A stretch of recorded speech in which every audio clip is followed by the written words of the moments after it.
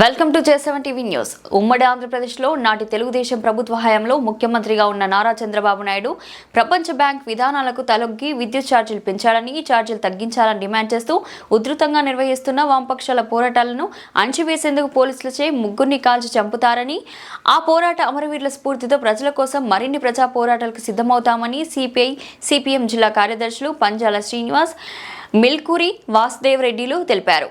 బషీర్బాగ్ విద్యుత్ పోరాటం జరిగి 20 సంవత్సరాలు అవుతున్న సందర్భంగా గురువారం కరీంనగర్లోని బద్దం ఎల్లారెడ్డి భవన్లో సిపిఐ, సిపిఎం పార్టీల ఆధ్వర్యంలో అమరవీరుల స్మారక స్తూపానికి పంజాల శ్రీనివాస్, మిల్కూరి వాసుదేవరెడ్డిలు పూలమాల వేసి నివాళులర్పించారు. ఈ సందర్భంగా శ్రీనివాస్, వాసుదేవరెడ్డిలు మాట్లాడుతూ నాటి ఉమ్మడి ఆంధ్రప్రదేశ్ ముఖ్యమంత్రి నారా చంద్రబాబు నాయుడు విద్యుత్ సంస్కరణల పేరుతో విద్యుత్ రంగాన్ని 3 భాగాలుగా విభజించి ప్రైవేట్ రంగానికి అప్పగించాలని కుట్రపూరితమైన ఆలోచనతో ప్రజలపై పెనుభారం మోపేందుకు ప్రపంచ బ్యాంక్ విధానాలకు అనుకూలంగా వ్యవహరిస్తూ 2000 సంవత్సరంలో విపరీతంగా విద్యుత్ ఛార్జీలు పెంచి ప్రజలపై పెనుభారం మోపాడని, ప్రజా వ్యతిరేక నిర్ణయాలను వ్యతిరేకిస్తూ పెంచిన విద్యుత్ ఛార్జీలు తగ్గించాలని వామపక్షాలు నాడు పెద్ద ఎత్తున డిమాండ్ చేశాయన్నారు.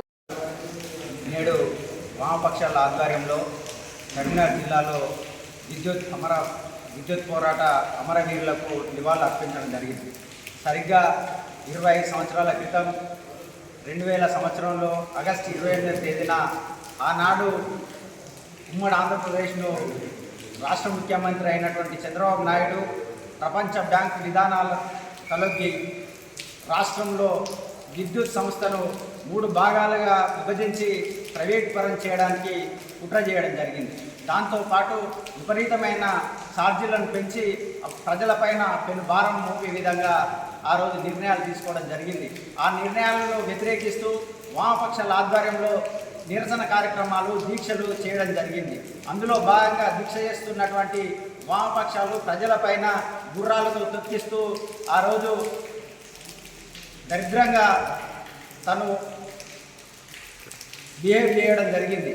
అందులో భాగంగా వాటన్నిటిని నిరసిస్తూ వామపక్షాల ఆధ్వర్యంలో చెలో అసెంబ్లీ కార్యక్రమం నిర్వహిస్తున్న సందర్భంగా ఆ రోజు బాష్పవాయు మూలాలను ప్రయోగిస్తూ తూటాలకు 3 ఆ రోజు బలి కావడం జరిగింది.